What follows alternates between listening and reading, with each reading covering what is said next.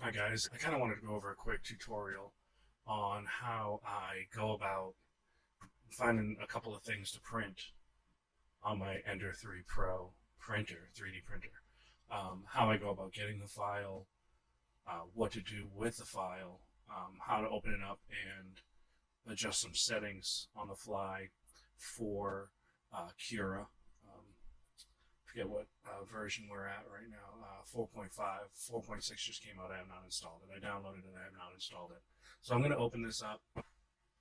I'm going to also open up a window. I'm also going to open a Thingiverse page for you guys to sample some stuff here. I'm going to pick Slingshot. I have a 5-year-old who wants a Slingshot, so let's see what we can print. Yeah, I'm going to go with one of the first ones. So you're going to open up the page with the device or whatever you're going to print out, okay? And click download. Now we're going to I have a 3D printer folder, and you can see the stuff I have here. So we're going to just save that Slingshot file here. Now I'm going to open up, go to here, 3D printer, and it should be at the bottom most likely. I just downloaded a bunch of Minecraft stuff for the boy too. So there's Slingshot. You can extract all. I have 7-zip, so I'm going to hit extract files, and it's going to go to this. Then I usually, after I extract it, I delete the folder, just so that I don't have duplicates. And there's Slingshot. Everything's in alphabetical order. So here's some README files. Sorry, everything else is up on my other monitor. Here's some README files. I'm going to give credit to the designer here. 3D Krikos. Sounds Greek. Anyways, so we have that README file. What else do we have? A license. So let's see. Creative Commons, share alike, blah blah blah. I don't know. I'm not gonna open up that. And then they can have images. It looks like he's printing it on the bed vertically, so you don't need supports. And here's the file. And I have Cura and have these files automatically open. So properties, STL files will automatically open in Cura. Okay. So I'm going to click on that. It should open up Cura 4.5. 10 frames a second or 10 frames a minute or whatever it is. So there you can see it opens up. Now I have PETG, which in a 4.4 nozzle. PETG, you have to go hotter, and I have an all metal hot end too, so I can go above 240 if I wanted to. 240 Celsius. So here's the file. I'm right clicking and spinning it around, and you can see that it's in the middle of the bed. And I'm going to open this up, and you can see the quality. You can change the quality. 0.2 is pretty good for me, especially in the first build. You can do low quality. I don't recommend it. Standard quality. It's good enough for draft prints, and it's also sometimes it prints so well, for me anyways, that it's a keepable item. So we're going to just stick with quality. Here we go. Now the next thing you want to do is go to infill. So this is at 20%. So I'm assuming if we hit the word slice down here at the bottom, and we slice it in, you want to go up to preview.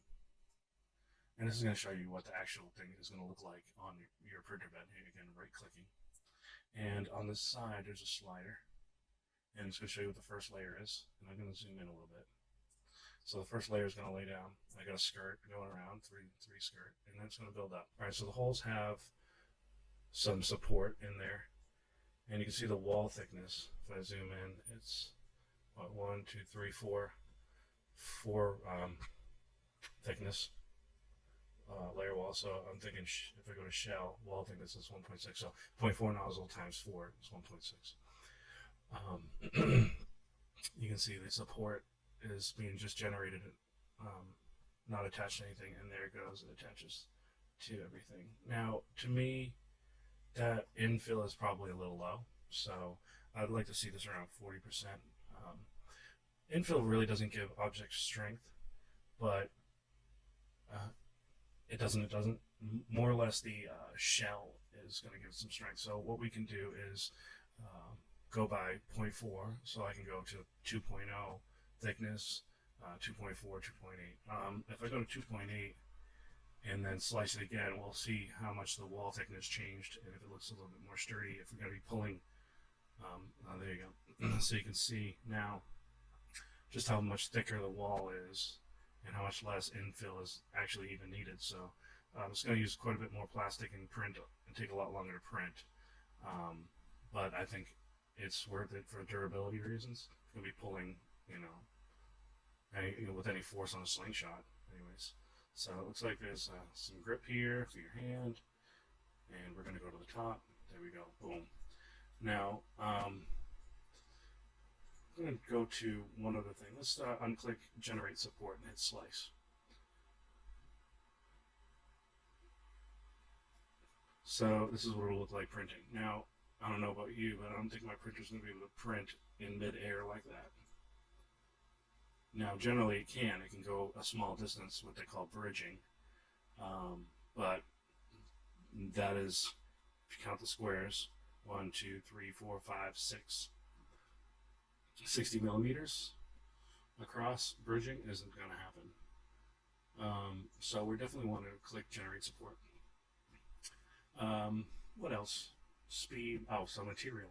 So my PETG, I like to run the bed at 65, a glass bed, heated bed, and 240 for my material temperatures. If you don't have an all-metal hot end, you don't want to run anything over 240 for too long because the tubing can give off deadly fumes. With a all-metal hot end, that is less likely to happen.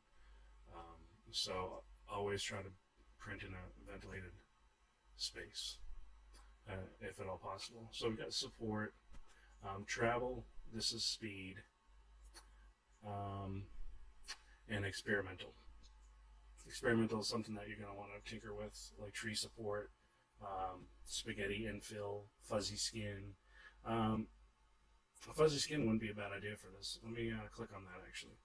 Fuzzy skin outside only. So I'm going to click on that. Now we're going to slice it. What it does is it kind of jitters the outer wall a little bit and gives it a grippier look. So that's what it'll look like. That might be good for grip. So that probably added time. Let's see, it says 13 hours and 37 minutes for this print with that thickness wall. If we take off fuzzy skin, let's see how much time that takes off. 12 hours? It took off 20 minutes. So I'm thinking just the regular, if you need grip, you probably don't want to hand this to a child. Let's see, wipe nozzle layers. That's it. That's really it. Experimental, there's some stuff that we're not going to get into. So here's where you will save the file. And I'll just do that to my desktop. And I'm going to name this Slingshot. And now it's a G-code file, and that's what your printer reads. So you'll put that on your SD card and then load it up on the printer and start printing. Tips for printing, real quick, on a glass bed is clean the bed with alcohol. I don't use anything else. Clean the bed with alcohol, make sure it's spotless, and then I don't touch it with my greasy fingers. I always use the spatula. And then I put that nozzle way down. So it's not smearing the first layer, but it's really sticking it to the glass bed. And then make sure you don't have any fans on in the room because fans are going to throw off temperatures and cause warping and peeling and bad adhesion. So try not to have a room that changes temperature too much. I've noticed that. I turned the fan on the room a couple times on accident and it was blowing near the printer and I got pretty poor results.